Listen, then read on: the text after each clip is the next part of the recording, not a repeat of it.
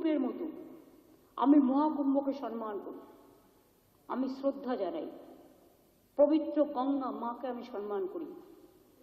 কিন্তু প্ল্যানিং না করে এত হাইপ তুলে এত লোকের মৃত্যু, বললেন 30 জন, কথাটা কি সঠিক? কত ডেড বডি ভাসিয়ে দিয়েছেন নদীতে? কত হাজার হাজার, 8 বার আগুন লেগেছে।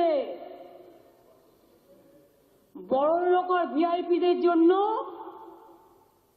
লক্ষ টাকার ক্যাম্প, আর গরিব লোকেদের, সাধারণ লোকেদের জন্য লাইনে দাঁড়ান 15 ঘন্টা 20 ঘন্টা দাঁড়িয়ে, যদি একটা মাদুরেও বসে 2000 টাকা,